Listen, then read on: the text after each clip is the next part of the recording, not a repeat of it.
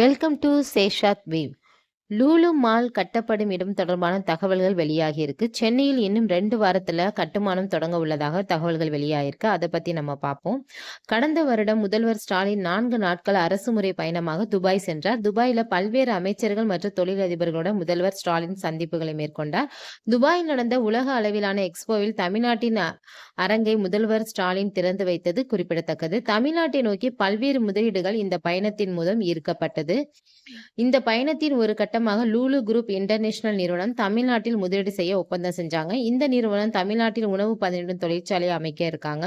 கிட்டத்தட்ட 3000 பேருக்கு இதன் மூலம் வேலைவாய்ப்பு கிடைக்கும் அப்படின்னு எதிர்பார்க்கப்படுது. அதே போல் தமிழ்நாட்டில் 2 மால்கள் அமைக்கவும் லூலு நிறுவனம் முடிவு செய்ததாக சொல்லியிருக்காங்க. லூலு குரூப் இன்டர்நேஷனல் நிறுவனத்தின் இயக்குனர் மற்றும் தலைவர் யூசுப் அலி வீட்டில் நேரில் சந்திப்பு நடத்தினார் ஸ்டாலின். இதைத் தொடர்ந்து இந்த முடிவு எடுக்கப்பட்டுள்ளது. இதுவரை கேரளா மற்றும் பெங்களூரில் மட்டுமே அதிகமாக கவனம் செலுத்தி வந்த அந்த நிறுவனம் தமிழ்நாடு பக்கம் தனது கவனத்தை திருப்பியுள்ளது. இவர்கள் ஏற்கனவே கேரளா, பெங்களூரில் மால்களை வைத்துள்ளனர். அடுத்த வருடம் இவர்களின் மால் சென்னையில் திறக்கப்பட உள்ளது. அதே சமயம் ஹைப்பர் மால் கோவையில் ஏற்கனவே திறக்கப்பட்டுவிட்டது. இந்த நிலையில்தான் பாஷியம் குழுமத்துடன் இணைந்து ஈசிஆரில் லூலு மால் அமைக்கப்படும் என்று தகவல் வெளியாகியுள்ளது. அங்கே இருக்கும் பிராரத்னா தியேட்டரில் சமீபத்தில் பாஷியம் மூலம் வாங்கப்பட்டது.